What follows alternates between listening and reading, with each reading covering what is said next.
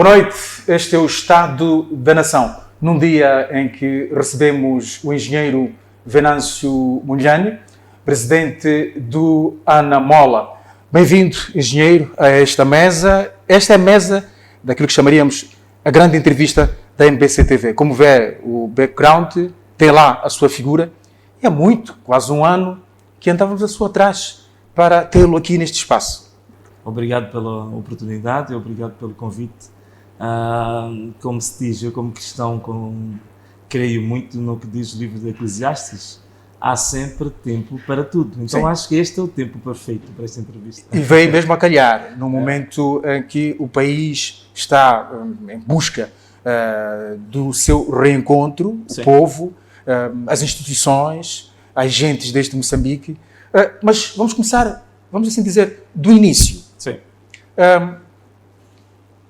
Deputado pela Renamo e renuncia precisamente em 2024, num ano, depois de muito rebuliço a nível do partido, onde pretendia também chegar, percebemos, ao topo deste partido, como líder. É um direito que lhe assistia, como membro. Claro, sem dúvida. Olha, eu acho que vais perdoar os telespectadores, internautas também vão perdoar. Pode parecer um pouco de pretensão, né? Mas fora de pretensão, algo gabarulice, mas não é isso. Quero falar de fatos. O que acontece é o seguinte, é que o meu percurso cívico e o meu percurso, digamos assim, de ativista social, porque eu fiquei muitos anos, na verdade, no ativismo cultural. Sim. Muita gente não sabe, eu fui colaborador da maior revista literária deste país, que chama-se Lua Nova. Eu não sei se a Associação de Escritores, não sei se a Associação de Escritores ainda tem a revista ativa. Eu fui colaborador durante muitos anos, e ainda muito jovem, por volta de 16, 17, 18 anos, eu já escrevia para a maior revista literária. Portanto, eu estive no ativismo cultural, passei pelo ativismo social. A parte política, digamos assim, é a parte mais tardia da minha vida pública.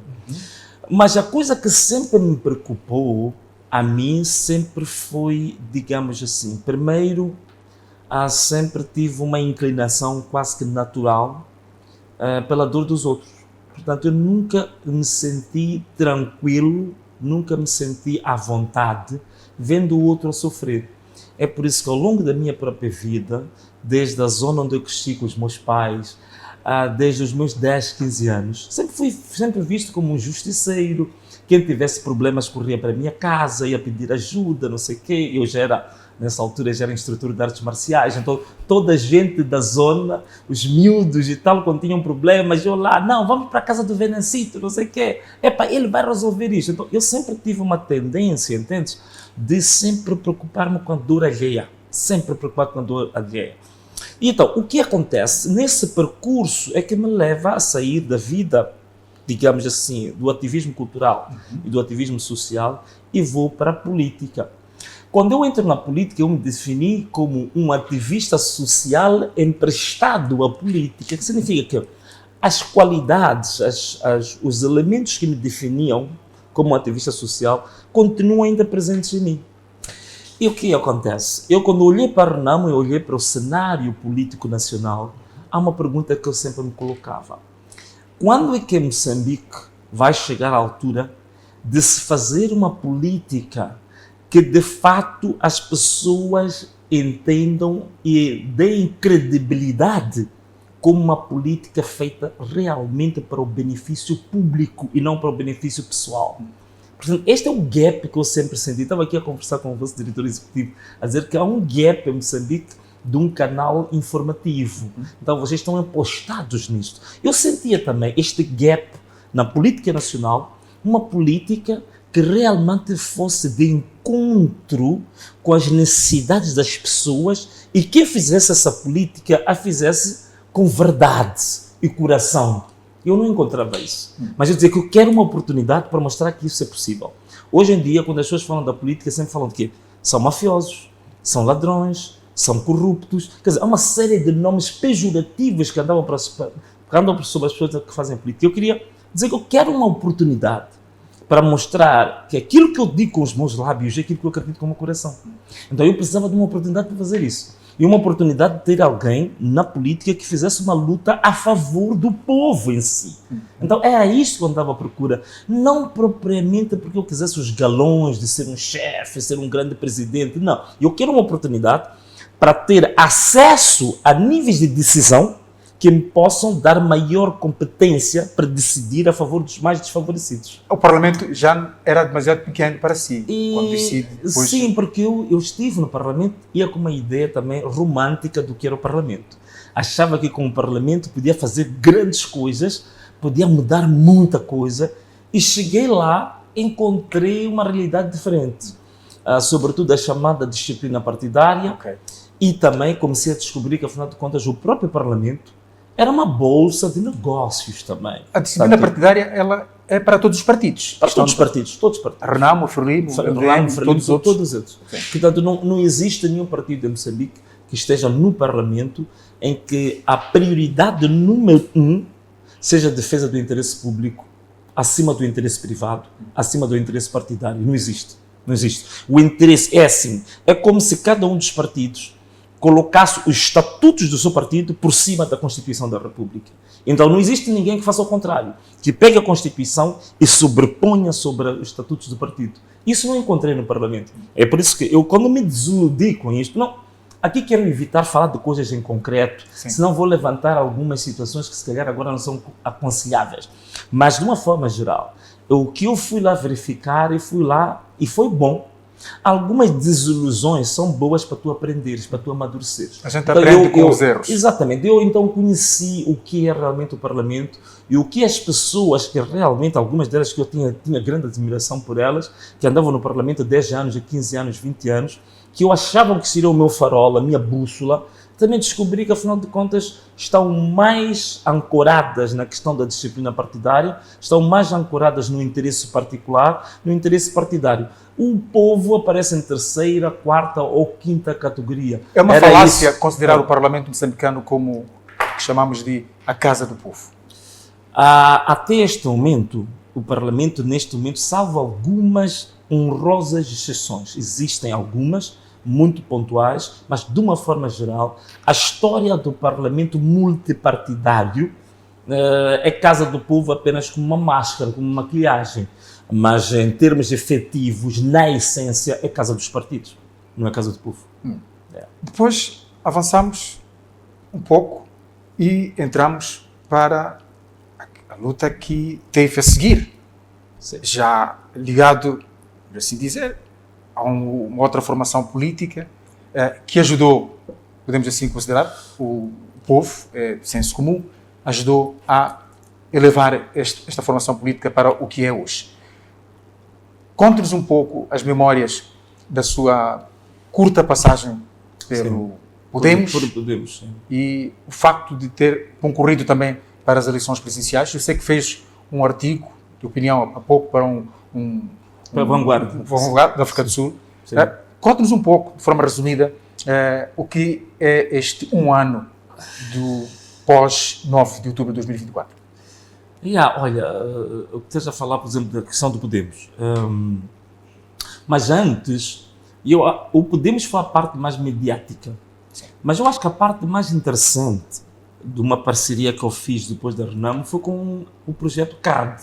Foi com a Coligação Aliança Democrática. Quer dizer, porquê? Porque o CAD para mim tinha algumas questões não meramente de estratégia política, mas tinha algumas questões também do ponto de vista afetivo. Porque a CAD, como deves saber, a mentora, a precursora da CAD foi a Maria Alice Babote. A Maria Alice Babote é uma pessoa que tem na minha história política cívica, tem um lugar muito especial, porque ela foi a primeira pessoa que, quando eu ainda era comentador de televisão, ela olhou... Perdemos um comentador. Sim, muita gente dizia que preferia me ver como comentador. Até hoje encontro pessoas que dizem isso, dizem que como comentador era melhor e tal, não sei o quê. Tudo bem. Ela foi, nessa altura, olhou para mim e disse, olha, meu filho, lembro muito bem da chamada que ela fez, meu filho, as coisas que você diz, eu não acredito que você possa durar muito tempo a dizer as mesmas, neste país que eu conheço. E eu tenho necessidade de criar alguma muralha de proteção naquilo que me for possível. Posso te ajudar? Tá bem, mãe. Então ela que me introduz a uma organização internacional de proteção e defesa de defensores de direitos humanos, chama-se Frontliner. Sim. Então eu fiquei quase 2 anos como protegido dessa organização Frontliner. E quem me introduz a Frontliner é Maria Alice Mabot. Quem me financia, a minha primeira vez que eu entro na política ativa, em 2013, quem me dá o primeiro escritório, né, para a minha candidatura para o município de Maputo foi a Maria Alice Mabot. Quem compra o meu primeiro mobiliário, os primeiros computadores, é Maria Alice Mabot. Então eu posso considerar que ela foi a minha mãe ou madrinha política, mas não muito mais do que isso, porque não era só para o exercício político, ela estava muito preocupada com a minha própria vida pessoal, familiar. Portanto, ela foi a minha mãe política, posso dizer assim. Tem uma dívida de gratidão. Eu tenho uma dívida muito grande com aquela senhora. Então, a minha entrada pela CAD tinha muito a ver com isto. Sim. Portanto, ela já não estava em vida e eu achava que eu tinha um tributo a prestar a ela, alguma honra que eu tinha que dedicar àquela mulher. Então, eu entro na CAD com isto. E essa luta prossegue tendo a Maria Alice Mabot como sua estrela luz? Sim, eu posso dizer que sim. Até hoje, para mim, é uma senhora que ainda tem que fazer alguma coisa para a honra que ela merece. Seria o quê, por exemplo? Chegar à presidência do país? Não pelos cargos, mas eu acho que um reconhecimento público da dimensão que ela tem, não só para mim, mas para Moçambique. Eu acho que tem que fazer alguma coisa sobre isso. Nós temos feito alguns reconhecimentos públicos. Deve saber que nós provocamos a questão dos novos heróis moçambicanos, por exemplo. É a proposta que eu posso levar para o partido agora, talvez para a convenção que nós vamos ter em junho, que é também de uma proposta de canonizá-la como uma heroína nacional. Chegaremos ao partido. Vamos até lá. Então, olha, só para fechar essa parte do Podemos. Sim. Então, eu com a CAD, começo a CAD, digamos assim, a CAD era um partido, mas que não tinha expressão assim muito grande. Então, eu começo a trabalhar com a CAD na minha pré-campanha e andei o país inteiro. Em menos de 2 meses, a CAD tinha chegado a distritos, a localidades, onde a própria Frelimo não tinha uma única bandeira lá. Posso te dar exemplos muito simples. Em Macanga, em Tete, quando eu cheguei lá, se colocou a bandeira da Frelimo porque os secretários do bairro viram a dar um grande comício em Macanga e foram desarrascar uma bandeira para levantar. Não havia bandeira lá. Em Chiuta, em localidades como Catija, onde existem aqueles homens que dançam nhau, portanto, localidades muito recônditas, onde não há telefone, não há energia, não sei. Real. Nós tínhamos bandeiras da CAD levantadas em todas aquelas localidades. Foi por isso que eles já perceberam-se do perigo que a CAD que estava a constituir e logo a seguir instruíram a CNE para chumbar a CAD para não concorrer às eleições de 2024. Portanto, a CAD ela chumba, para mim foi um golpe muito forte. Por quê? Porque nós já vínhamos a trabalhar com a CAD há cerca de 2 meses e foi um trabalho intenso. Eu andei pelo país de carro, por vias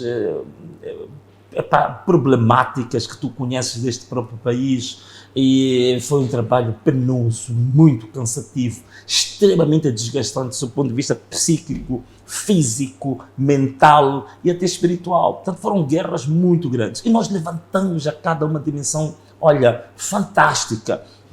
E aí eles fizeram tudo para chumbar a CAD, para ela não continuar a concorrer às eleições. Então o meu encontro com Podemos, podemos dizer assim, acaba sendo uma espécie de um arranjo, não é um encontro original. Eu como cristão costumo dizer o seguinte: há 2 tipos de relações que Deus permite.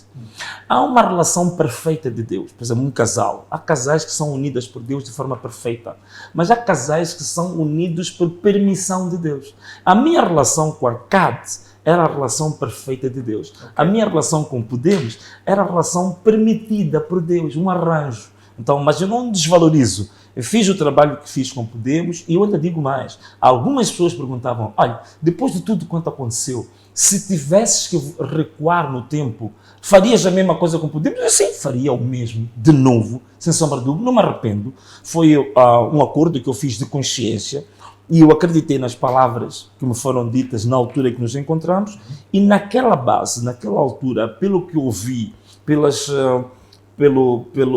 ideias que partilhamos uns com os outros e pela visão que construímos juntos do que nós queríamos, não havia razões para eu desconfiar, nem havia razões para dizer que arrependo-me de ter feito isso. Não, Estão desencontrados neste momento? Sim, mas já é uma relação enterrada, né? Quer dizer, já neste momento já não tenho muitos motivos para falar do Podemos, porque... Nem falar com o Albino Forquilha, por exemplo? Se eu quiser, não tenho problemas nenhum. Eu, sinceramente falando, e falo com toda a sinceridade, porque às vezes a gente fala disto mais para passar uma boa imagem, uma boa fotografia, mas eu estou a falar mesmo com a minha máxima sinceridade e do coração mesmo. Eu não tenho nenhum ressentimento com Podemos nem com Forquilha. Isto são coisas do passado. Tivemos problemas que a gente acompanhou. E realmente foram crispações sérias. E em algum momento, confesso, que me senti realmente traído, ofendido, magoado. Mas eu agora estou totalmente curado. Por quê? Porque eu entendi.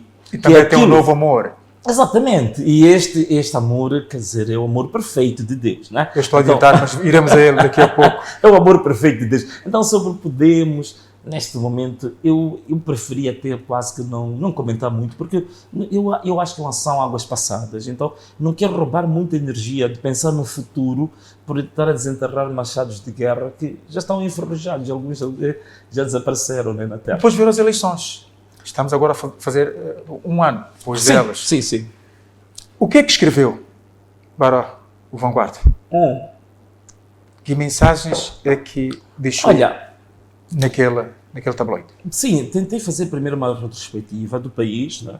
Qual é o surgimento do nosso país, como é que o nosso país foi construído, e depois recordar as pessoas sobre o que realmente aconteceu em 2024, sobretudo a questão da violação de direitos humanos, que foi gravíssima, e também uma projeção para o futuro do que realmente eu estou disponível a fazer por Moçambique, por este povo, e também, sobretudo, sobre aqueles que acreditaram e acreditam ainda que é possível aquilo que eu sempre disse. Eu tenho uma convicção extremamente forte, é que todas as potencialidades que Moçambique tem, com uma gestão íntegra, atenção, eu não estou a dizer que uma gestão competente, competência há muita gente competente, pessoas estudadas, pessoas com diplomas, pessoas com qualificações, são muitas, mas eu acho que é uma coisa muito mais importante do que a qualificação, é a integridade. Isso não temos em Moçambique. Não temos, podemos ter, mas se temos, então está oculto, ou está latente, mas as integridades que se expressam e que vão à luta, que dão corpo às balas, não temos visto. Então, quando nós tivermos uma governação íntegra, com todas as potencialidades que Moçambique tem, eu te garanto, Naene, em 20 anos, nós podemos passar a estar entre as 70 a 50 maiores nações do mundo. Isso é possível. Eu fiz esse exercício com muita cuidado, não estou a dizer isto de forma leviana. Foi durante o período que estamos a preparar um manifesto eleitoral para 2024, nós ouvimos quase todo mundo. Nós ouvimos estudantes, ouvimos sindicatos, ouvimos empresários, ouvimos políticos, e ouvimos até muita gente, políticos da Frelimo, ex-governantes, dentro do país e fora do país. Portanto, fizemos um trabalho exaustivo. É por isso que aquele manifesto, eu e o professor Tibana, a gente disse que aquilo não foi um manifesto para 2024. Aquilo foi uma agenda governativa para Moçambique. É por isso que muitas das ideias que estão lá, até hoje, o atual governo vai de vez em quando visitar o manifesto para as implementar. Eu queria questionar, o que é que representa o professor Roberto Tibana para o Venâncio? Se chegasse ao poder o Venâncio, ele colocava-o como primeiro-ministro, o que é que ele seria? Não sei o que havia de fazer, mas uma coisa é verdade.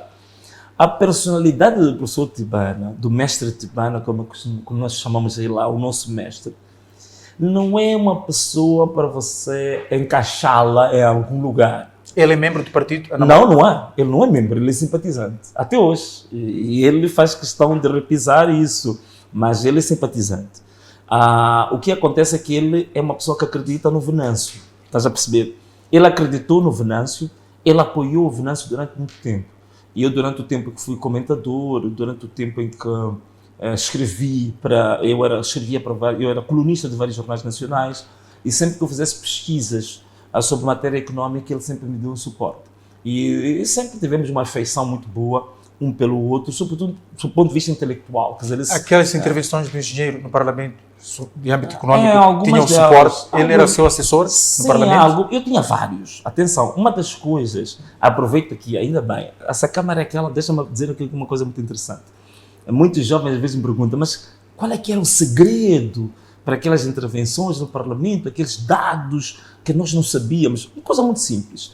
Durante muitos anos, uma das coisas que eu construí foi o chamado networks, quer dizer, o conjunto de pessoas à volta de ti que te podem ajudar a superar as tuas fraquezas, as tuas limitações. Isto é muito mais importante do que um curso universitário. Se tu tens pessoas em concreto, quando tu não sabes, podes perguntar. Quando tu estás desorientado, podem te orientar. Pessoas que te podem ensinar, podem te dar direcionamento, podem te mostrar os caminhos. É muito mais importante do que um PhD. Quando tu é rodeado por essas pessoas atualmente? Eu vou dar um exemplo muito simples. Sim. Vou dar-te um exemplo muito simples. Uma das pessoas que me assessorou durante um ano inteiro, muita gente não sabe, quando eu era comentador em 2008, em matéria tudo o que tinha a ver com direito, sobretudo direito administrativo, direito constitucional, chama-se Gilles Sistach. Okay.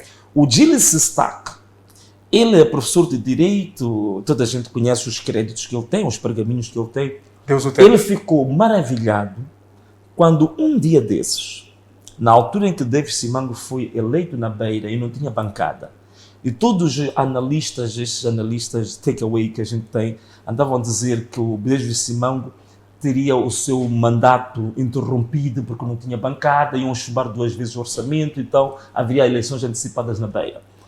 E toda a gente falava, digamos assim, discursos ocasionais e ninguém pesquisava. Eu também tinha essa dúvida. Eu peguei a mim, eu fui até a Faculdade de Direito. Eu cheguei lá, bati a porta e disse que ia falar com o professor Sistach. Então o Sistach disse, mas quem é esse jovem que quer falar? É um estudante de Direito? Eu disse, não. Se pergunta lá ele que é a formação dele. Disse, ele é engenheiro. Mas ele é engenheiro que vai fazer o quê aqui na Faculdade de Direito?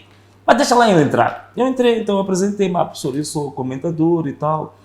Eu estou com mais dúvidas. Mas você vai até a Faculdade de Direito? Qual é a tua dúvida? Eu então expliquei esta questão da Beira, não sei o quê. Disse, mas eu gostei muito. Eu tenho estudantes de Direito que preferem falar de improviso nas televisões, mas não se preocupam a fazer a pesquisa a esse nível. Sim. Olha, eu vou te ajudar, meu filho. Anda comigo. Meteu-me no gabinete dele. Olha, começou a explicar-me. Aquilo foi uma aula de sapiência jamais visto. Eu costumo dizer quase como uma aula divinal. Eu saí dali tão armado, eu estava tão bem preparado que eu podia discutir com qualquer PhD em Direito. E eu fui para um programa de televisão, curiosamente. Ele que não me leva a mal. Estava lá um jovem da Frelimo, não vou dizer o nome, que é formado nessas áreas de Direito e já era deputado há mais de 10 anos. Okay. E ele chegou exatamente àquela matéria. E ele levantou exatamente a ideia errada do senso comum, que o Davis ia perder o mandato. E eu retirei leis pontuais que haviam revogado aquelas normas que muita pouca gente sabia. Ainda me lembro que o Jeremias Langa desafiou-me, disse, de que você está falando? Nós estamos ouvindo falar disso. E eu abri a minha pasta e tirei lá, eu coloquei na mesa os BRs. Lembro dessas noites dos debates? Sim, olha, aquilo foi produto do network com Gilles Sistach. Eu não sabia aquilo. Então, isto é um exemplo que estou a dar-te na ENA, de que o conhecimento, teres o network, tu teres uma rede de contactos de pessoas que sabem mais do que tu, é muito importante. Não tenha rede de contactos de pessoas que tenham o mesmo conhecimento que o teu. Sim. Ou de pessoas que tenham conhecimento abaixo de ti. Não. Procura, e nem ter receio de estar abaixo dos outros. Tens que procurar pessoas muito melhores do que tu para serem a tua rede de contactos, de busca de informação, de ensinamento, de orientação. Se tu fizeres isso com humildade, tu ficas imparável. E quando tu apareceres em público, as pessoas vão te confundir com tudo. Vão pensar que você é economista, que ao mesmo tempo que você fez direito, que você é engenheiro, que você é ecologista. Vão pensar que você é tudo isso junto. É o que o engenheiro é. Depende, o conjunto de pessoas à minha volta que sempre me orientaram e conversaram comigo e que eu privava com elas. É isso mesmo. Eu insisto na questão. Yeah. Está rodeado por essas pessoas atualmente? Até hoje, sim, algumas. É verdade que com o meu percurso político, né, algumas pessoas têm começaram a fazer alguma cooperação, mas um bocadinho recatadas, né, por causa da minha exposição e também, digamos assim, por causa da conotação que eu tenho, sobretudo com o regime do dia. Então, por causa das represálias, não sei o quê, eu tenho contato com essas pessoas, mas muito privado, muito recatado e de forma muito cuidada. Toda a gente hoje tem medo de represálias, não sei o quê, mas boa parte delas... quem, depois daquilo que passou a seguir as eleições, tem medo de represálias? Receia alguma coisa? Olha, eu costumo dizer o seguinte, as pessoas às vezes quando falam comigo dizem, olha, posso tirar uma foto, não sei o quê, mas essa foto não pode ir para o Facebook. Eu digo assim, olha, para mim, as minhas fotos, o que eu digo, o que eu falo, por exemplo, quando eu sou entrevistado, os jornalistas perguntam, posso gravar? Se eu não grava tudo, aquilo que eu digo aqui, eu digo também nas minhas redes sociais, digo num seminário, não tenho problema nenhum. E eu costumo dizer o seguinte, às vezes as pessoas costumam dizer que eu já sou uma lenha queimada, então já não há problema nenhum, para mim eu posso queimar mais. É que eu já não sou uma lenha queimada, eu já passei da lenha queimada, eu já estou em cinzas. Então já não há absolutamente mais nada a queimar em mim. Então, represálias, não tenho medo disso, por isso continuo a fazer as minhas abordagens de forma muito aberta, mesmo depois de ter os meus processos. Agora eu tenho, não sei, eu já perdi a conta o número de processos criminais que estão movidos contra mim, mas quando eu tenho que dizer aquilo que eu penso, eu digo na mesma, independentemente disso. Eu ia chegar a essa fase dos processos. Não tenho problema nenhum. Mas a questão nenhum, que eu queria fazer é, ainda lhe interessa falar do que foram as eleições de 2024? Se o Nayane quiser, podemos falar, né? Sim. As eleições de 2024, Nayane, eu vou dizer uma coisa. Para mim, espero que as pessoas não pensem que estou aqui a tentar formular teorias favoráveis ao meu exercício político.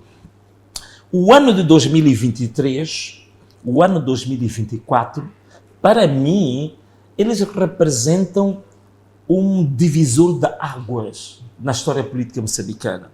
Em 2023, não por mim, quer dizer, não quero puxar os méritos para mim, mas por causa do dia 18 de março de 2023. Data do meu aniversário. Incrível, isso é as minhas felicitações, porque essa é uma data, para mim, é uma data fundamental de todo o nosso pensamento político. Então, dia 18 de março é o dia em que a juventude moçambicana decidiu celebrar a vida e obra de Azagaia.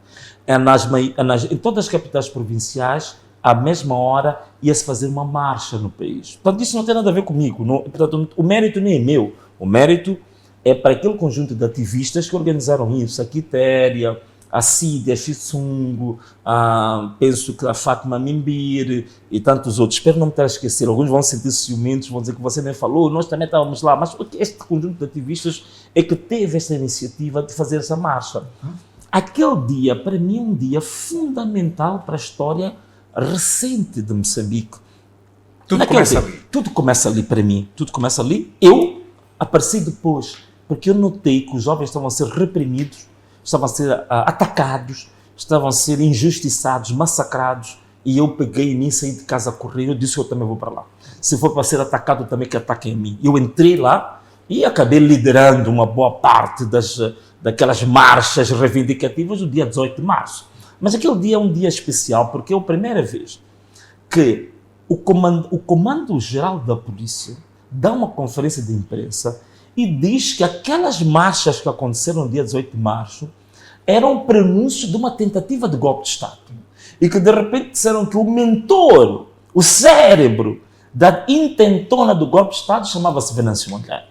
Depois vinham os outros nomes. Então eu achei aquilo muito interessante. Aquela data, para mim, é a data que eu digo onde o véu da opressão rompe-se, começa a romper aquele véu que oprimia a cultura cívica política dos moçambicanos, que nós estávamos como se estivéssemos todos dentro de um tambor fechado, que nós não podíamos nos libertar, não podíamos nos manifestar. Então ali começa a venda que estava nos olhos dos moçambicanos a rasgar-se. Aquela é uma data extremamente importante. E as eleições autárquicas que nós tivemos, logo em outubro, e começa pela primeira vez na cidade de Maputo, nunca tinha acontecido, marchas durante 45 dias, em média de 2.000 a 3.000 pessoas por cada marcha. Nunca houve nenhuma história deste país. Este país depois de já não é o que era, graças ao Venâncio?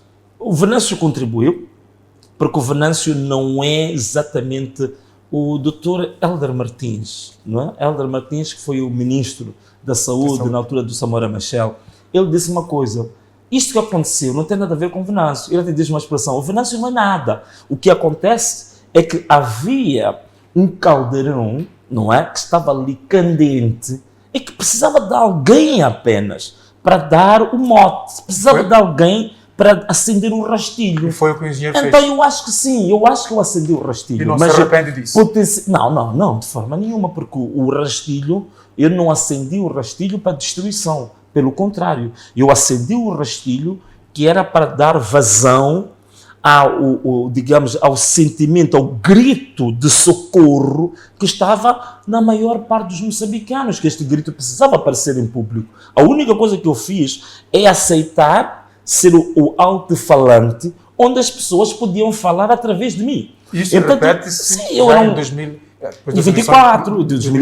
Portanto, eu que fui... Olha, quando eu procuro fazer a minha candidatura presidencial, não era porque o Venâncio estava preocupado. Olha, se eu disser isto, alguns vão dizer que ele está ali a arranjar trocadilhos só para fazer boa figura. Mas eu estou a falar com a minha maior sinceridade.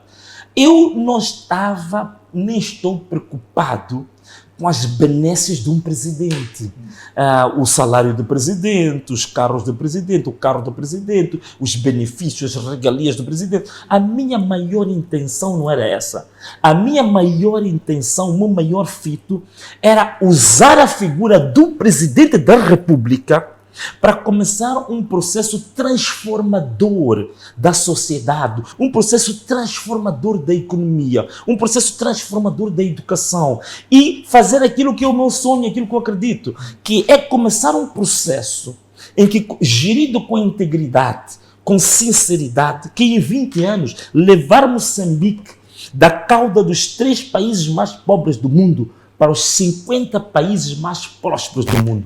Este era o meu objetivo fundamental: acabar com a corrupção, mudar a história que nós temos hoje, que somos considerados um narco-estado. Temos que normalizar, essa não é a fama que merece Moçambique. Tirar o país do marasmo. Hoje, todos os indicadores sociais, quando se fala de Moçambique, somos dos piores do mundo e da África. Se você fala da qualidade de educação, somos dos piores do mundo e da África. Qualidade de saúde, piores do mundo e da África. Qualidade em termos de transparência, piores do mundo e da África. Então, era isto que eu queria transformar, converter, para passarmos a ter uma nova história. Quando se falar de Moçambique, dizer, são dos melhores do mundo e da África. Disto, são dos melhores do mundo e da África. É isto que é o meu sonho para Moçambique. A forma verbal que usa, emprega, é isto que eu queria. Já não quer. Não, quer dizer, queria no sentido que justificou aquela candidatura. Então, vamos ver à frente. Mas a convicção, o desejo, a crença continua a ser essa. É a única coisa que me dá força, mesmo perante perigos grandes, mesmo perante ameaças, mesmo perante o que aconteceu no dia 9, já não me lembro, acho que foi dia 9 de janeiro de 2025, quando eu retornei ao país, depois de ter ficado no exílio. Nayane, vou te contar uma coisa. Eu tive pessoas que me disseram, estou a falar demais, né?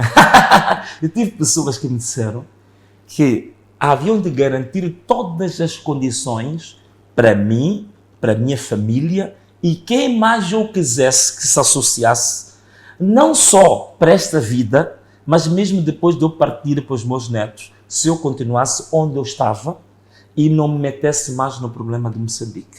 E me mostraram as provas disso. E as mensagens saíram daqui de Moçambique? Não, fora de Moçambique. Okay. Pessoas saíram de Moçambique e viajaram para fora para me passar essa mensagem. Sim. E não são pessoas do sistema, pessoas que vinham mesmo que me queriam bem. e diziam que você já fez muito pelo país, já não precisas mais correr perigos, te sujeitares a esse tipo de sacrifícios, vamos garantir uma vida tranquila, mas não volta para o país. E eu disse, eu volto a Moçambique. Mas aquilo é perigoso. Mandei imensas cartas para várias organizações internacionais para me darem cobertura para voltar a Moçambique. Ninguém respondeu. Nem as Nações Unidas, nem a União Europeia, nem a Commonwealth, nem a União Africana, nem a SADC, nenhuma delas respondeu às minhas cartas para me garantir tranquilidade e segurança ao voltar a Moçambique. Estava sozinho. Eu disse, eu estou sozinho, mas eu disse que eu vou. Ainda me lembro de uma grande assessora da União Europeia, ela ligou para mim, uma portuguesa, não vou dizer aqui o nome, disse, Venâncio, tu és louco, a gritar comigo no telefone, tu és louco, tu não pensas para nada, tu és louco, tu não vais a Moçambique. E eu dizer que, olha, minha querida, eu estou a ir a Moçambique. Se for para tombar, se for para morrer, eu vou morrer lá. Mas eu decidi. Os 3 meses foram bons para liderar o processo dos protestos fora. E eu acho que agora o processo está maduro, o povo já está consciente, há todas as condições para eu voltar para o país. E eu voltei ao país e todo mundo dizia que você vai morrer ao chegar. Se eu for a morrer para esta causa, uma morte feliz. E eu havia de ficar preocupado se eu morresse por roubar o povo. Mas se eu morrer a defender o povo, eu acho que é uma morte feliz. Como diziam na filosofia grega, diziam que existem mortes felizes e mortes infelizes. Então, esta para mim seria não uma partiu desta para outra, como sou dizer-se, mas tem muitos processos. Claro. Falaremos deles quando voltarmos do intervalo. Já sabe que estamos hoje aqui com o engenheiro Venâncio Mondlane, é o presidente do interino do Anamola. É nosso espaço de grande entrevista inserida aqui no Estado da Nação. Até já.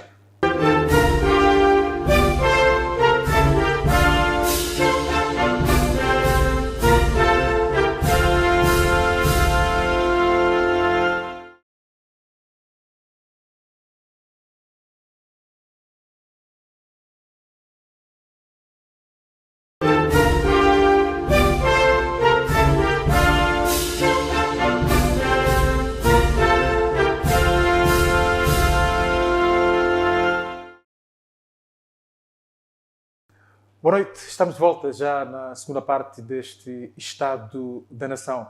Hoje temos em estúdio o engenheiro Venâncio Mondlane, presidente interino do Anamola, ex-candidato presidencial à República.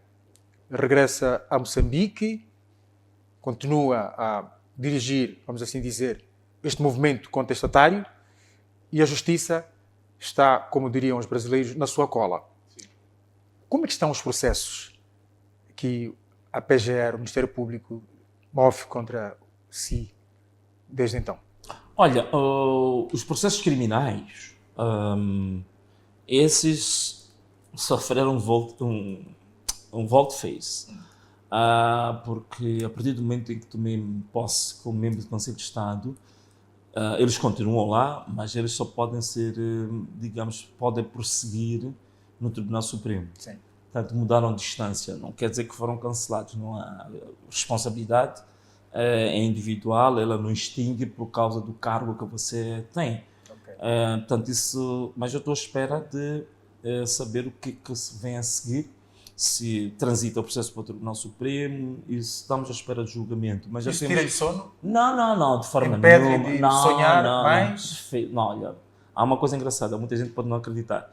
Eu realmente durmo pouco, porque trabalho muito, né? Uma coisa que Dorme quantas horas? Muito mal, eu durmo 4 horas, é pouco. Estamos empatados nisso. Sim, durmo muito pouco. Mas tem uma coisa, quando vou para a cama, e eu em 2, 3 minutos já estou a dormir. Portanto, eu não tenho problemas de insônias, não sei o quê. Se eu pegar em mim agora, decidir que tenho que descansar, eu em menos de 5 minutos já estou a dormir tranquilamente. Portanto, eu não tenho problemas disso, nem de perturbações da noite, não sei. Talvez porque também sou uma pessoa de oração, que é uma coisa que eu mais prezo na minha vida. Então, Deus é o seu maior protetor? Sim, graças a Deus. Graças a Deus, eu creio em Deus. Então, agora estamos a falar dos processos, não é? Sim. Em relação aos processos, tanto os processos criminais, de terrorismo, crimes contra a segurança do Estado, não sei o quê, essas coisas eu acho que vão ao Supremo. Mas estou pronto para isso. Agora, os processos cíveis, essas da indemnização que o governo quer, não sei, acho que querem quase 5 milhões de dólares. que eu pago ao governo, porque dizem que estragaram-se muitas coisas por minha O povo causa. já disse que vai lhe ajudar a pagar. Sim, sim. Já Claro, começar a agora, receber algum dinheiro? o processo... As contribuições? Não, ainda não. Agora, o processo civil já foi recebido, portanto, aquilo um calhamaço, né? Não sei, devem ser quase umas 700, 800 páginas, e já submetemos a primeira contestação. Portanto, estou pronto, acho que o processo civil está a avançar, e já contestamos, né, aquilo, portanto, a acusação de que somos feito, mas enquanto isso estou tranquilo. Em todas as províncias, todas as procuradorias do país moveram processos contra mim. Então, é só contar, né, quantas procuradorias nós temos provinciais. Então são muitos processos. E fora de alguns ocasionais também que apareceram por aí, que eu já perdi a conta, tenho que perguntar ao meu advogado quantos processos que eu tenho, atualizam, porque são tantos. Tem Mas um não... advogado para todos estes processos? eu tenho um advogado nacional, Sim. mas eu tenho um conjunto de consultores, assessores, que são de várias partes do país, sobretudo de Angola, de Portugal e do Brasil. Portanto, voluntários ou são pagos? Voluntários. Não paga nada? Não, são voluntários, e vou dizer uma coisa, são dos maiores professores de direito desses países. Dos maiores, quer dizer, não é gente miúda. Eu não teria a capacidade financeira de os pagar. São pessoas com um currículo, com uma capacidade científica, intelectual invejável. Então, são os que me assessoram. E praticamente o advogado está aqui em Moçambique, ele, digamos assim, é o pivô, quer dizer, ele serve, digamos assim, como a triangulação. Portanto, vamos aos debates com eles, recebemos os parceiros, que eles fazem normalmente parceiros por escrito, temos que ler os parceiros, depois selecionar e depois ele faz a contestação. Seria Elvino Dias a fazer este papel? Seria o Elvino Dias a fazer. É por isso que, ainda bem que falas de Elvino Dias. Nós vamos, este mês, que é o mês de Elvino Dias, dia 19, nós temos uma grande surpresa. O meu assessor de imprensa está aqui, vamos fazer um convite para a MBCTV fazer a cobertura. Nós vamos fazer uma semana de celebração da vida e obra de Elvino Dias.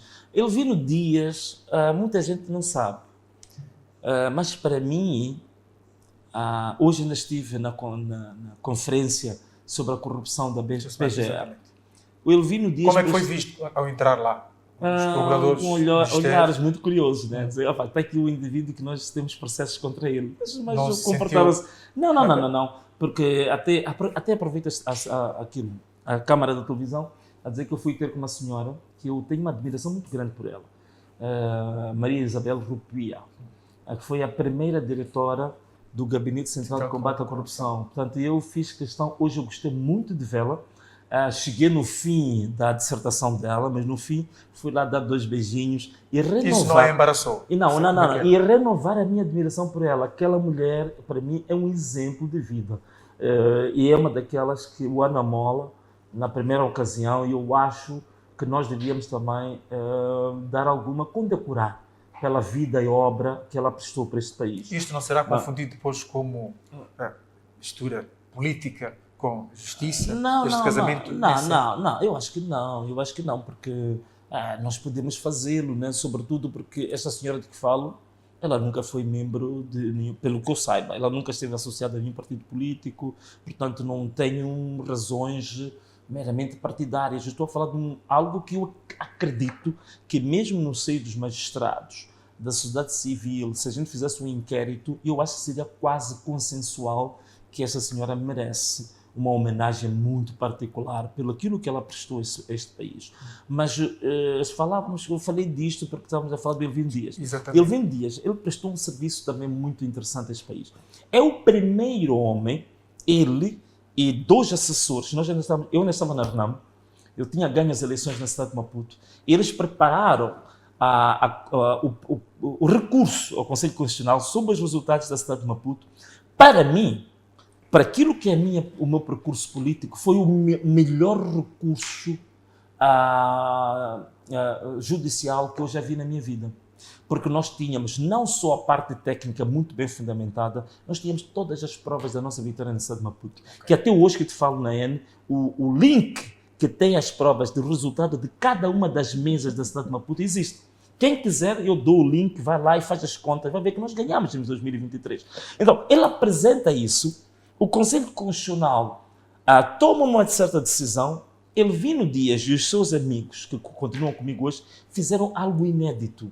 Apresentaram uma espécie de contra-sentença, não sei se isso existe, são improvisos meus, em que, pela primeira vez em Moçambique, se coloca em causa a norma que diz que as decisões ou as sentenças, os acórdãos do Conselho Constitucional são irrecorríveis.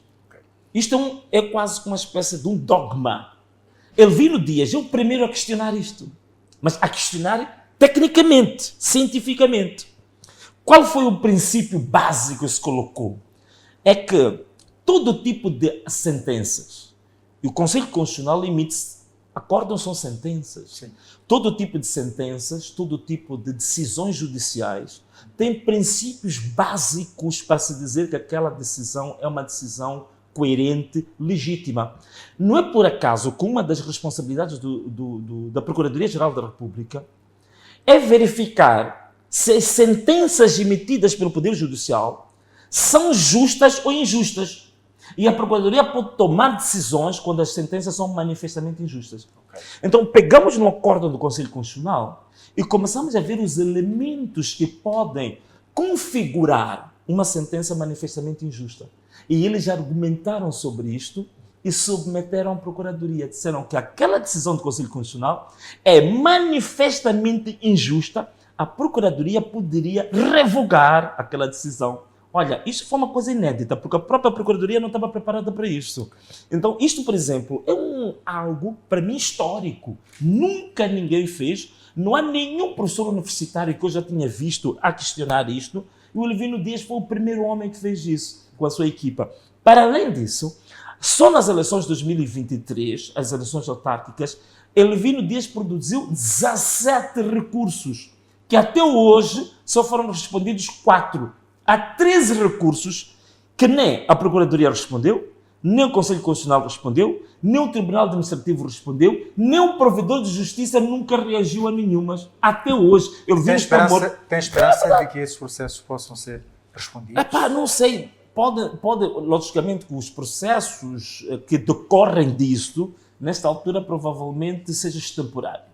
Mas, do ponto de vista da discussão técnica, da discussão científica e académica, eu acho que devia-se trabalhar nisto. Para os estudantes. Eu acho que sim, eu acho que é um material académico, um material científico muito interessante. Muito interessante. Muito bem, vamos avançar agora para o Conselho de Estado. Já tinha dito que está lá. Sim. Tem algumas benesses por estar no Conselho de Estado, como esta questão também da imunidade, por exemplo. Há processos que não podem avançar enquanto o engenheiro continuar. Não pode avançar, mas já avança no Supremo. Digo avançar no sentido de haver, de facto, para processos criminais. Né? Exatamente. Os cíveis podem avançar sempre, não há limitação para os cíveis, mas os criminais... Foi criticado pelos gestos que esboçou no ato da sua investidura como membro do Conselho de Estado. O facto de não ter aqui, pelo menos, está a beber a nossa água. Naquele dia, nem um champanhe ou espumante que foi servido, aceitou tomar. E ainda desinfetou as mãos. Aquele gesto não é redutor para aquilo que é... Apanharam-me de surpresa. O que representa o próprio Conselho de Estado. Não confia nas pessoas que estão lá? Não, eu acho que as pessoas... Não, aquilo não era por causa do pessoal que estava no Conselho de Estado, né? Mas, logicamente, que por tudo o que foi a minha história recente, eu acho que é justificável que eu tivesse cuidados com a minha própria segurança, né? E hoje a segurança não é segurança meramente a segurança contra uma bala, contra um projétil.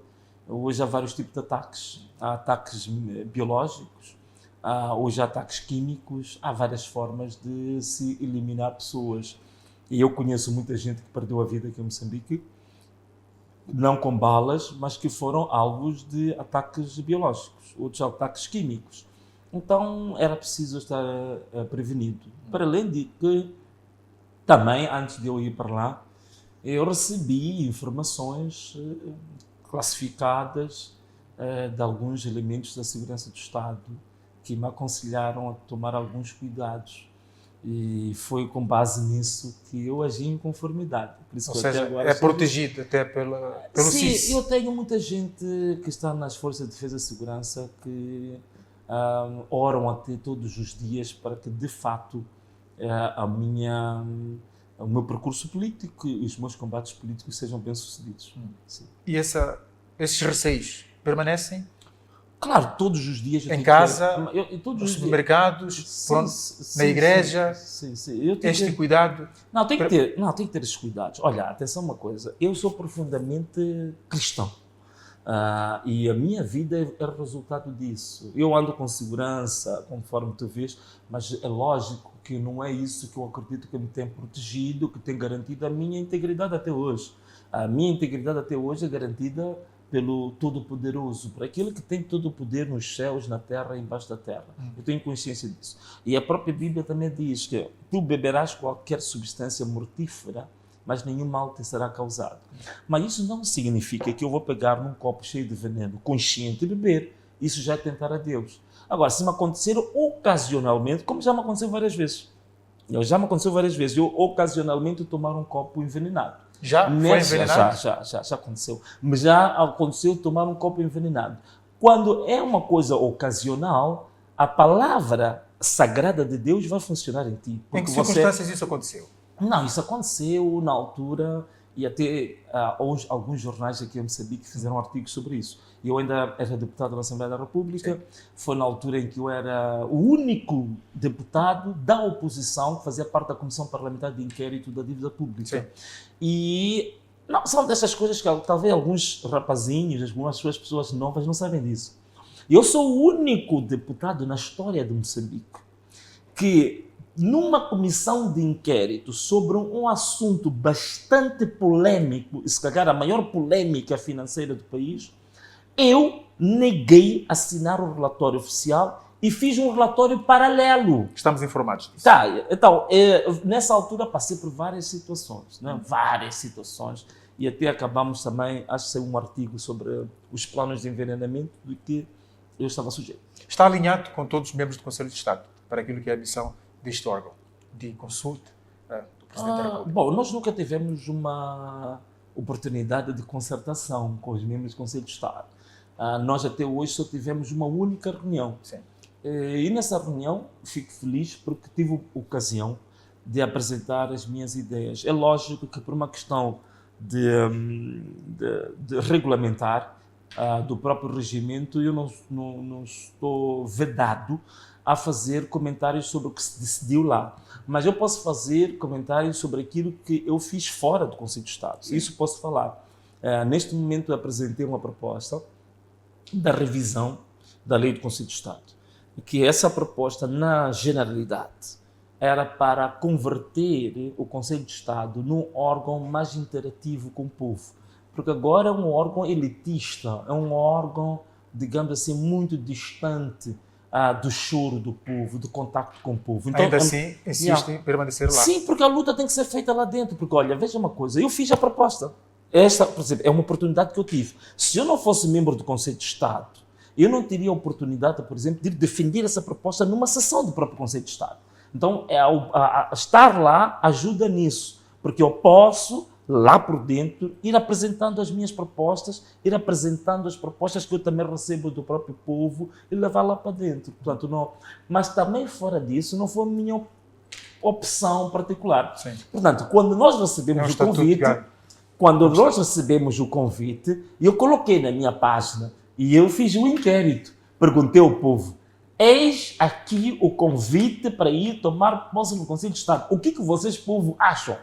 Nas duas ocasiões em que fizemos o inquérito, as respostas foram acima de 87%. Significa que o próprio povo, ele foi favorável que eu tomasse posse no Conselho de Estado. Então, eu aí não tinha hipótese, tinha que fazer a vontade do povo. Foi um mandamento, foi uma ordenança do próprio povo. Não é?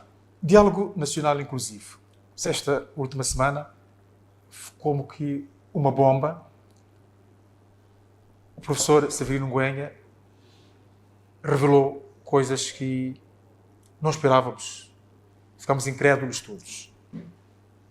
É verdade o que disse o professor Severino Nguenha? perfeitamente sobre a autoria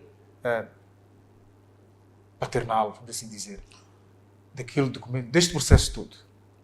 Quer dizer, essa parte de ser autor, de ser digamos, o mentor, como se diz, ser o mentor dos termos de referência do diálogo, ainda bem que ele o diz, porque ele tinha acesso aos dois lados. Tinha acesso a mim e tinha acesso ao então presidente, que era o Filipe Jacinto Nunes. Portanto, ele tinha contacto permanente com os dois. Então, há partes do processo que ele conhece melhor do que eu, porque eu estava vedado de algumas coisas. Mas não restam dúvidas que a referência, o ponto de partida para o diálogo, que se chama hoje diálogo político inclusivo, foi o convite... Há uma alteração, diálogo nacional inclusivo. Esse diálogo nacional inclusivo foi o convite que o então presidente Filipe Jacinto Nunes fez aos 4 candidatos presidenciais para um debate. É ali onde começa tudo. E penso que é nessa base onde o professor Severino realmente se sustenta. Por quê? Uma das primeiras coisas que nós fizemos foi o seguinte: estamos a ser convidados para esse debate. Qual é a agenda? Não havia. Quais são os termos de referência? Não há. Então, esse debate é baseado em quê? É exatamente para fazer o quê? Então, eu aí sentei com os assessores, tivemos uma discussão longuíssima e elencamos 20 pontos. Eram 21, mas há um ponto que depois foi retirado. Qual? Há um ponto que foi retirado. Na altura, penso que esse ponto tinha a ver com uma proposta de se fazer um encontro fora do país. Okay. Então, essa acabou sendo retirada. Então, ficaram 20 pontos. Desses 20 pontos, tinha as partes mais importantes. Tinha as partes ligadas com o que aconteceu durante as manifestações, que estavam ocorrendo, porque aquilo foi em novembro. Tinha elementos económicos, tinha elementos sociais e até tinha elementos da educação. Veja só, que não é muito, que nem este cote não está a discutir aspectos da educação. Não tinha aspectos da educação. Tinha aspectos até do emprego, tinha aspectos do investimento. Então, estes 20 pontos praticamente abrigavam os vários pilares urgentes de intervenção para Moçambique. Okay. E nós lançámos esses pontos. E me parece, de fato, quando eu olho para o espectro daquilo que são os termos de referência hoje, muitos deles foram derivados daquilo. Mas também não é só o COTE que foi se inspirar digamos assim, naquela matriz que nós enviamos. Mesmo esta governação, o primeiro discurso de tomada de posse de Daniel Chapo, 90% do discurso foi buscar exatamente neste documento que eu estou a falar e foi buscar também no manifesto do Venâncio Mondlane.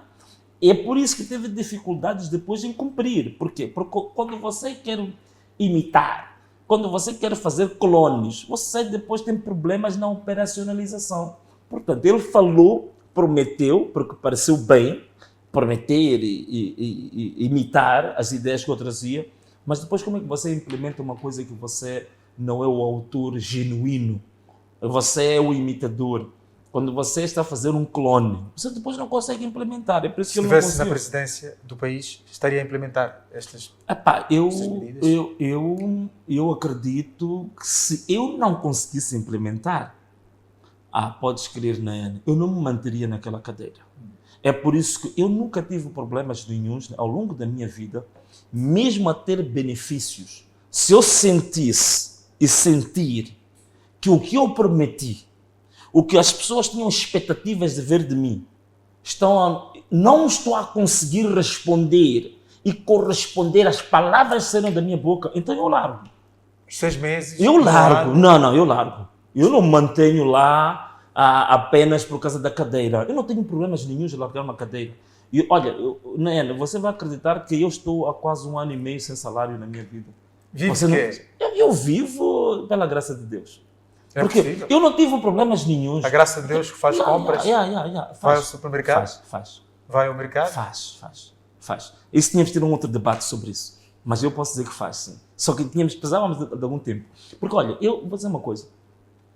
Eu, quando estava no MDM, e era deputado do MDM, olha, eu tinha atingido o ponto mais alto da carreira política. Eu era membro da comissão política do MDM. Não existe estatuto maior do que este. Eu era o coordenador do presidente Davis para a zona sul do país. Eu era deputado na Assembleia da República. Eu era relator da bancada parlamentar do MDM. Eu era o candidato preferido para as eleições autárquicas que haviam de seguir em 2018. Olha, eu tinha tudo ao meu favor. Mas vou dizer uma coisa. Quando eu notei que os meus princípios fundamentais estavam em causa, eu larguei tudo isto. E todo mundo me chamou de louco. Como fez também na Renamo. Como fiz também com a Renamo. Então, eu não teria problemas nenhuns, não tenho problemas nenhuns que ao próximo cargo que eu tiver, se Deus permitir que eu o tenha, se eu notar que os princípios fundamentais da minha vida estão em causa, eu prefiro largar esse cargo e agarrar nos meus princípios. Não tenho problemas com isso. A Constituição protege sobre questões das benesses. Por exemplo, não viveria na Ponta Vermelha? Não estou a dizer isso. O que estou a dizer, eu viveria na Ponta Vermelha se eu continuasse a acreditar que a minha missão continua em favor do povo.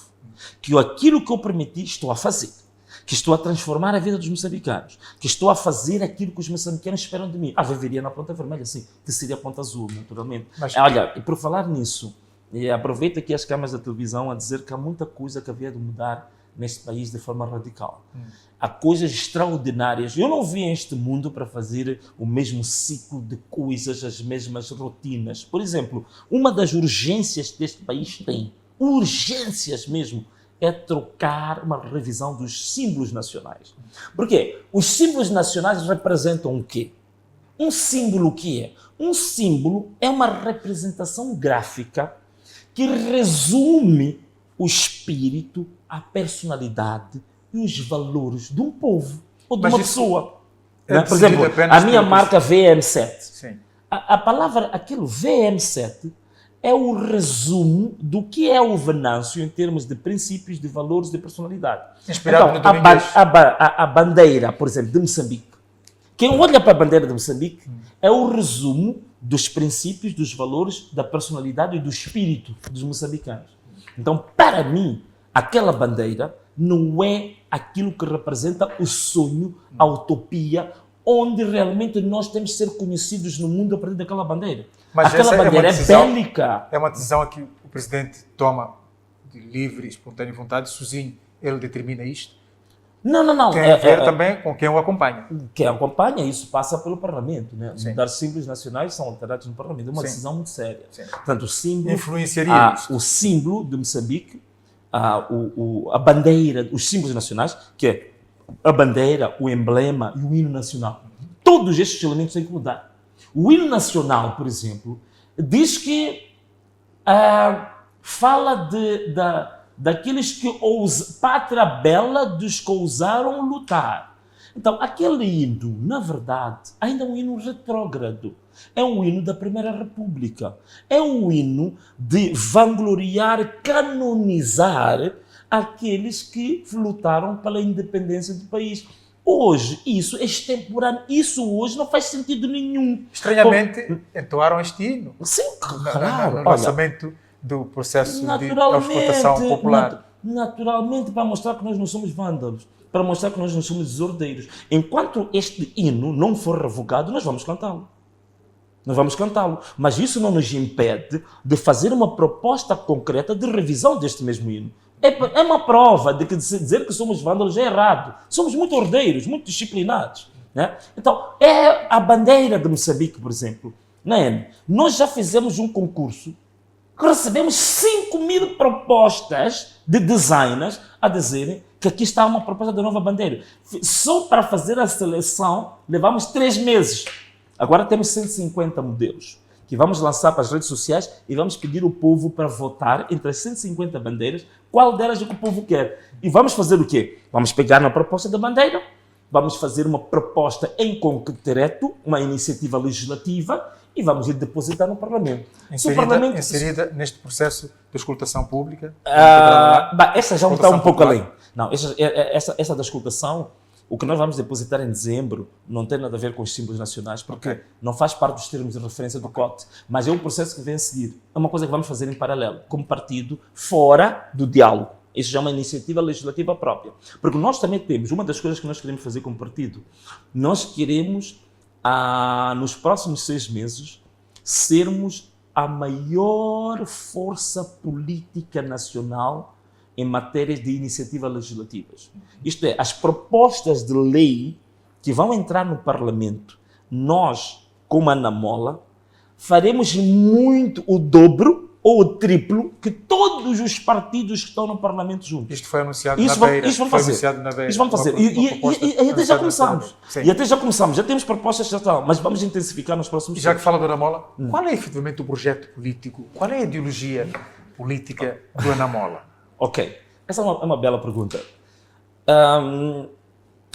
Eu tenho uma ideia do que deveria ser a ideologia da Ana Mola. Não vai impor aos partidos? Claro, é por causa disso. É por causa disso só ter algum cuidadinho a dizer que eu tenho. Para quê? Para evitar agora estar a dizer que o Ana Mola é isto. Por quê? O único órgão autorizado para determinar a ideologia do partido chama-se Convenção Nacional. Nós temos 3 órgãos importantes no partido. Nós temos a Comissão Executiva, que já realizou a sua reunião em menos de uma semana. Portanto, o partido foi aprovado no dia 15 de agosto, nós foi no dia 21, se não estou em erro, de agosto, logo fizemos a primeira reunião da Comissão Executiva. Em menos de uma semana. E depois, em menos de um mês, nós fizemos o Conselho Nacional, que é a segunda reunião mais importante. E depois a última reunião, a maior de todas, é a Convenção Nacional, que os outros costumam chamar de Congresso. O Congresso, segundo os nossos estatutos, é que tem autonomia e atribuição para determinar, em definitivo, qual é que é a ideologia do partido. Portanto, a Comissão Executiva pode fazer uma proposta. O Conselho Nacional pode reforçar a proposta. Então, qual é essa proposta que nós estamos a levar? Mas isso vai à discussão no dia 20 de junho de 2026. Nada imposto pelo Nada presidente. imposto, não. Porque há esta ideia, esta percepção, percepções de que o engenheiro Venâncio é o todo-poderoso. A marca está acima do partido. Sabes, as pessoas não imaginam. Isto que eu vou dizer, por exemplo, agora. As pessoas não imaginam que nós temos um grupo, temos um gabinete de estudos estratégicos, que temos mais ou menos quase 15 pessoas. Intelectuais, professores universitários, que não aparecem em público, mas fazem parte do nosso grupo de estudos estratégicos. Esta ideia que vou-te apresentar foi debatida lá. É exclusivo. Foi debatida lá em quase 2 meses. Depois eu levei essa ideia, fui apresentar à Comissão Executiva e gostaram.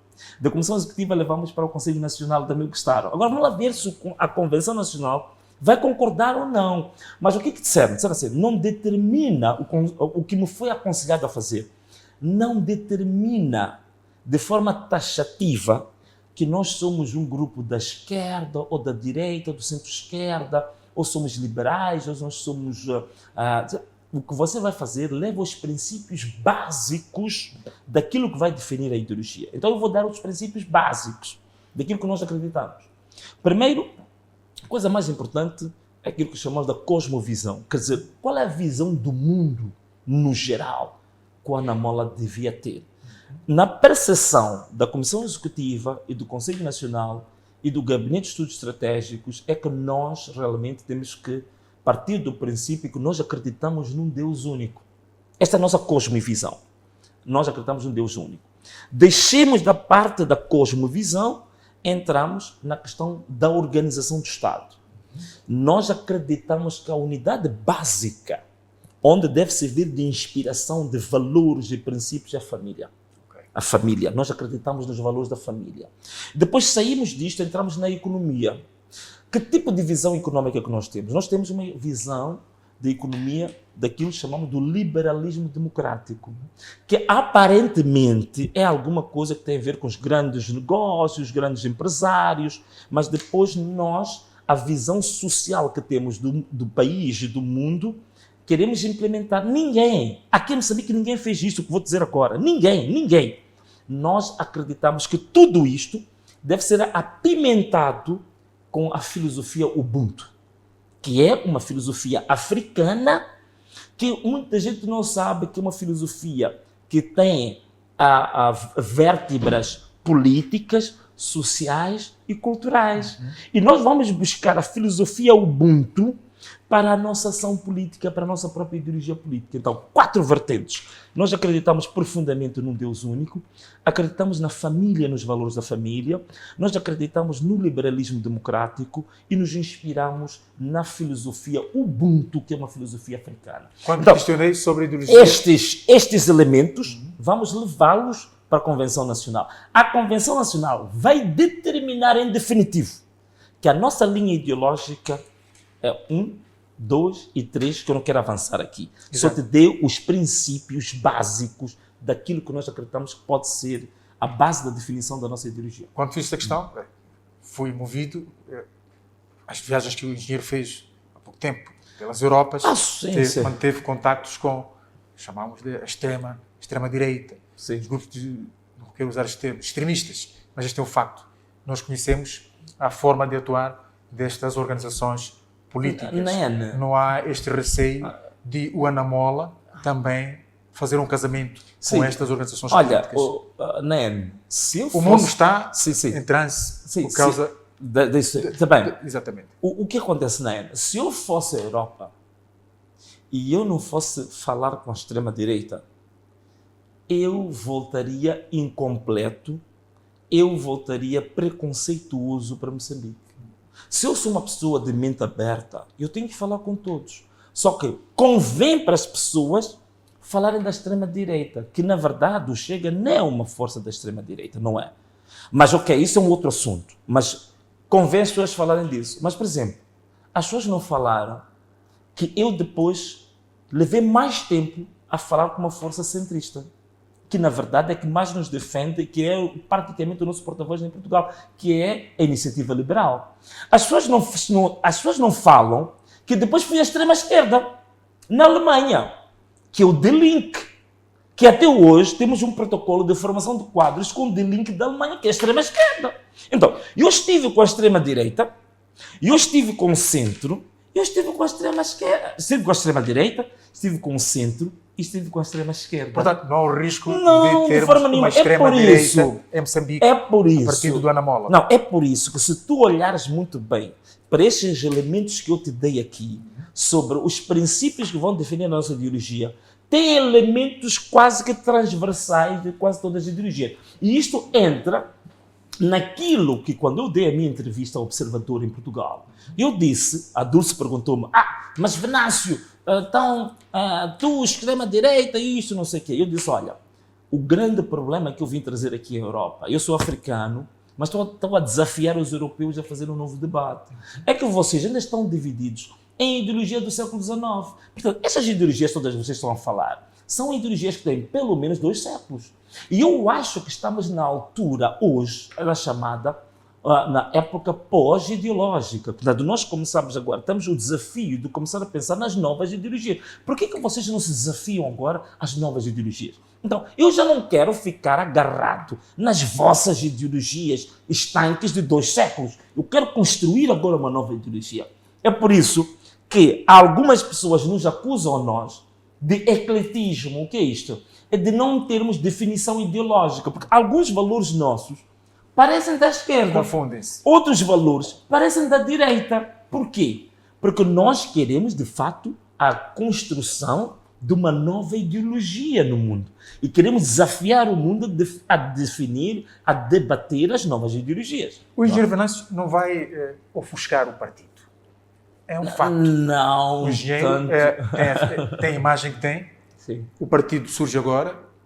É um nome, mas há uma marca também. Sim.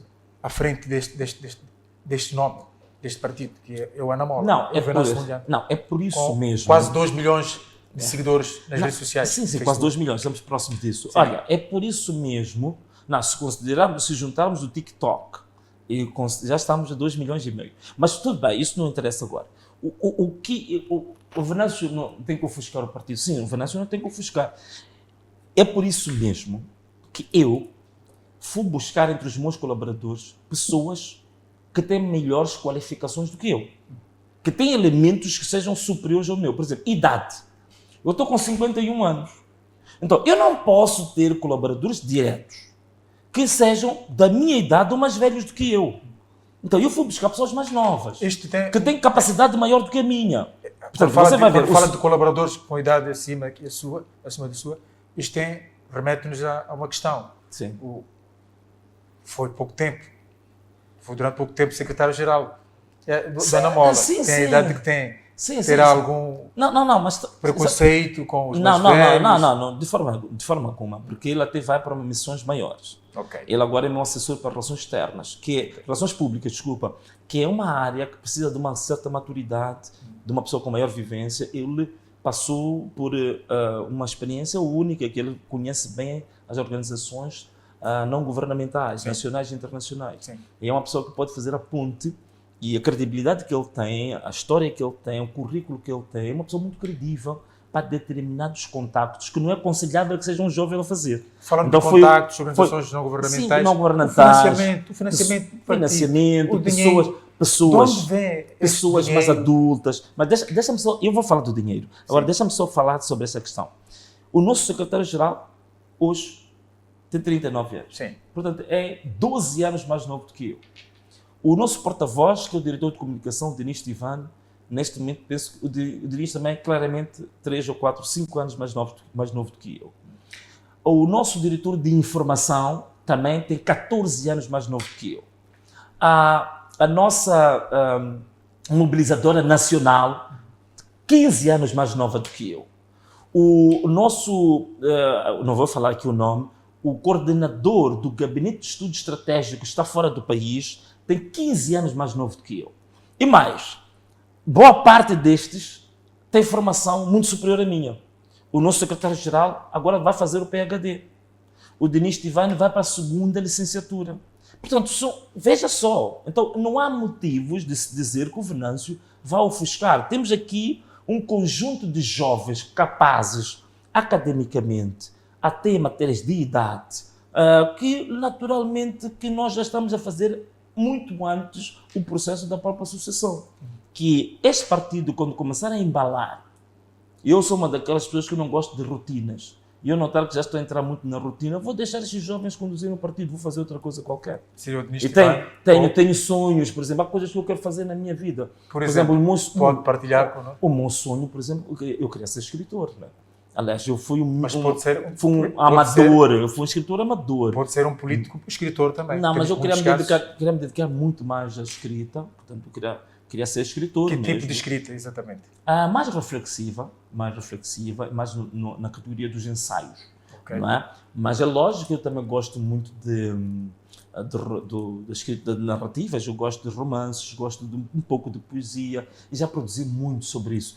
Fiz uma questão e fez um ensaio de resposta sobre a questão do financiamento do partido. Financiamento do partido. Olha, nós neste momento que eu estou aqui a falar, uma das maiores fontes que nós temos agora são pessoas de boa vontade.